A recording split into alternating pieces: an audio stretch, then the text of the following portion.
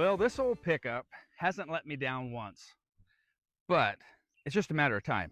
This still has the original radiator from '73, so it's time to upgrade that. We're going to upgrade that to an aluminum radiator setup and get rid of any problems we have or potentially could have. Get rid of the fan, different things like that, and put an electric fan in it. So we're going to get this in the shop and take care of that. Well, this is the old setup here. I'm going to remove this fan and that spacer block, bolt that pulley directly to the pump, get rid of all that. I'll have that shroud gone. These hoses, I don't remember how old they are. I'm gonna take a good look at the hoses. It seems like I replaced them, or at least one of them. I don't remember. But we'll get all this out of the way. I'm gonna have to drain the coolant, obviously. But I'm gonna clean this up while I'm in here too. I mean, this pickup is not a show rig by any means. Pretty ugly. But when I do work on something, I do try to clean it up, make it look better than it did before. Anything that needs addressed will get taken care of while we're in here. And then I have this radiator from ASI that we'll throw in there. And we'll talk about that later. But I'm going to get this taken care of first. We'll get this all stripped down, drained out, stripped down, and ready for the new radiator.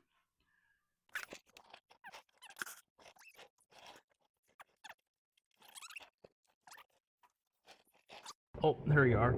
Right above the stupid... Huh.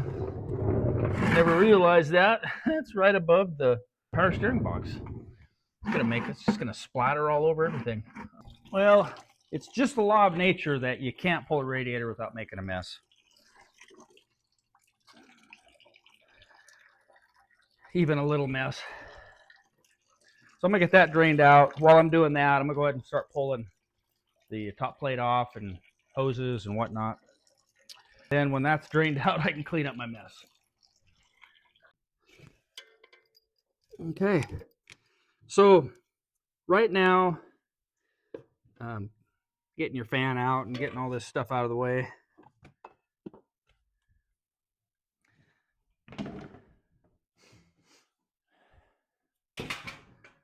So no matter what you're doing in here, when you tear into something like this, take the time to inspect your belts. I'm changing the radiator, but you could look it over good. Look at your hoses. Look at your fan. I'm getting rid of this altogether, so it's not a big deal. But take a good look at your fans. Look for cracks, your fins. Make sure they're not falling apart. There's not stuff missing, bent, broke. I have had a fan blade come off. Fortunately, the hood was closed and I wasn't underneath working on the hood. But a blade came off and come up through the hood and stuck through the hood. So that could hurt somebody pretty bad. It could be a deadly thing. So take a good look at this stuff. And not just for danger, but you don't want to have a breakdown because of a bad belt or hose that you obviously could have seen when you were in here. So take those opportunities when you have them. I got all that stuff out of the way. I need to find 4 bolts for the water pump pulley because I took that big spacer out. I still need to bolt it to the water pump. So I need to get 4 of those fine thread bolts. I'm going to look and see if I have any. I don't know if I do. Well, I have my transmission cooler attached to this old radiator. I'm going to cut that off. It's got these little plastic, this hardware to hold it on. I'm just going to cut that off. And I'm going to hard mount this like I did my power steering cooler to the front here. And I'll get all this out of the way and take care of that. But I don't want to attach anything to my new radiator and take a chance of putting a hole in it or having something else go wrong. So we'll do that. I'm going to pull this out the rest of the way. Then we can mount that cooler in here and I can clean up anything else that needs attention.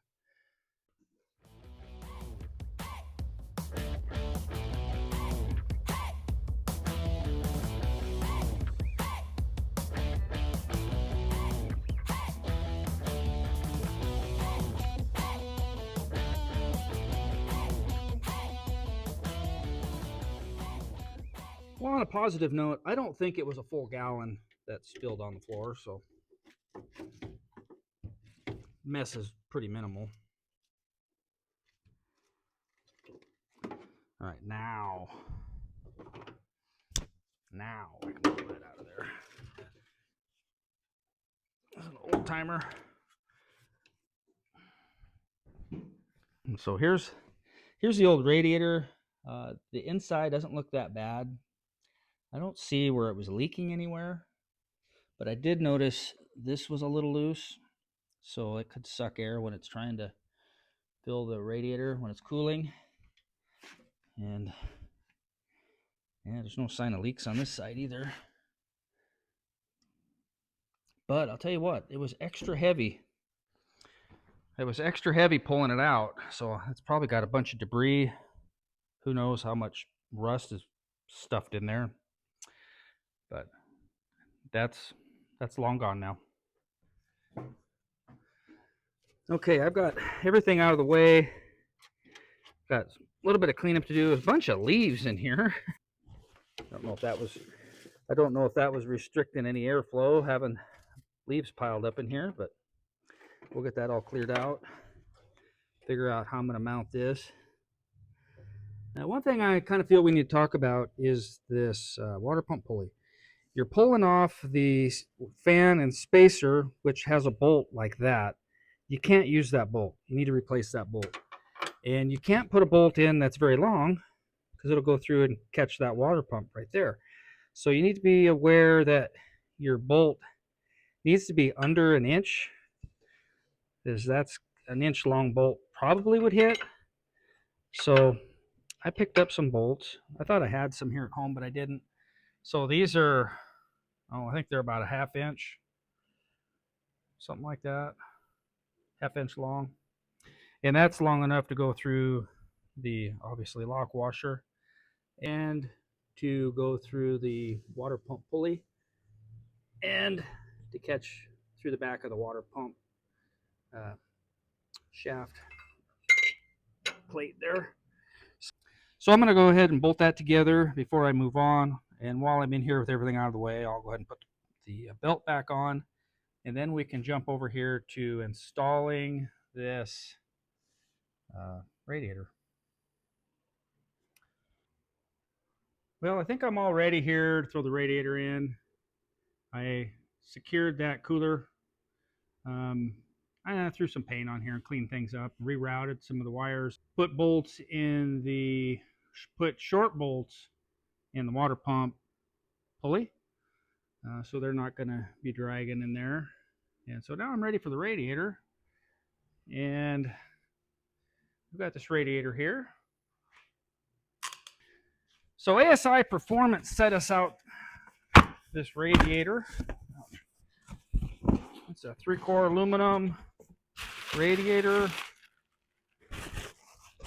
with fans system built into it. Nice. So this is supposed to be complete and ready to rock and roll. Get her out of here and take a look at it.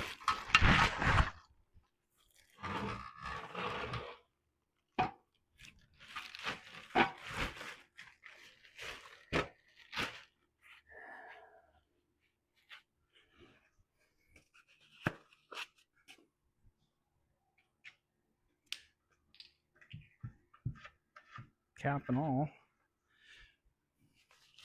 What do we got here?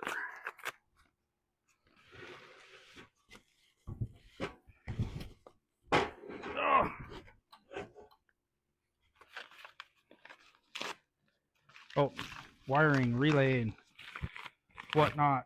Okay. And the electronic components to hook this up. This should be a pretty easy install. 4 wires and all the hardware, so that's cool. So this has the transmission cooler lines. I'm not using those on mine. I've got a remote cooler. It does have this port here, which is good. My old radiator had a port for the heater hose. One went to here and one went to the intake manifold, I believe. So I just need to pull that plug out.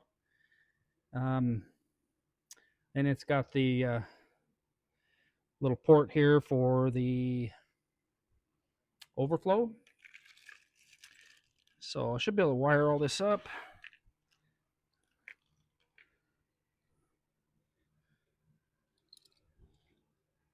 Not sure how that all plugs in.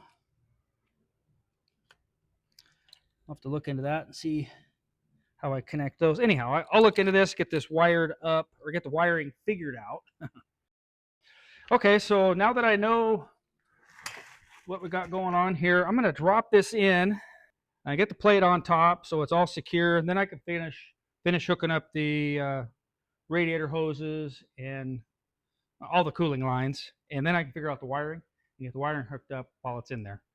All right, so let's throw this baby in.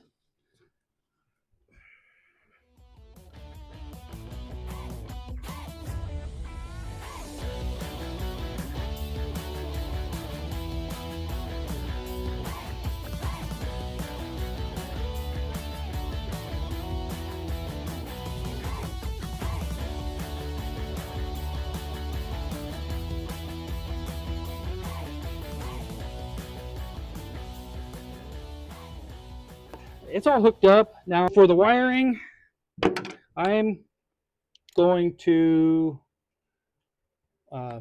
put all my relays and everything over here on this fender, my battery, and my power supply, my MIG tuning switch panel. Junction box is right here. And I'll probably wire this up to my panel, or at least a secondary fan, something. But I'm going to figure all that out, and then we'll come back and show you what I did and how I did it and what I got going on.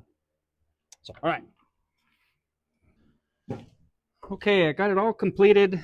I cleaned everything up, painted it. I always like to make things look a little better than they did when I started without losing the aesthetics of this old beauty. So the wiring was pretty self-explanatory. It says where the colors go. The black was basically its ground, but it gets grounded through the thermostat unless you chose to ground it and run it off a toggle switch or some other way. If you're going to use the thermostat, that is the ground. The white went to power, key on power, and then red went right directly to the battery. And then we had blue for the fan, and then the other wire on the fan was ground. So yeah, it was pretty simple, very simple. And these are double fans, so you got double plugs. So I did have to run a jumper from the first plug to the second plug. So I used good heavy wire for that, and I think I got it all covered there. So the wiring was probably the most difficult part. It wasn't super hard. It just had to figure out the location for all these wires. Other than that, it was pretty easy. There wasn't really good explanations on, because there was a ground loop over here that you could ground it right to the body. And if you did that and you hooked everything else up normal, the fans are going to be on all the time unless you put a toggle switch or something in the power lead. Or with the key off, it should power it down. So that's an option, but with that, your thermostat won't function because that's the ground. So anyhow, so there was a little difficulty in understanding what the purpose was, but I guess that just gives you options, which is nice. The other thing was, it has a fuse built into the little harness, but they also give you a breaker that you could use. So if it overloads, instead of a fuse, it just opens a circuit and shuts the power off till it cools down. Then you got your fuse, it blows the fuse, the system quits working. So you don't need to use them both. So it just gives you more options, I guess.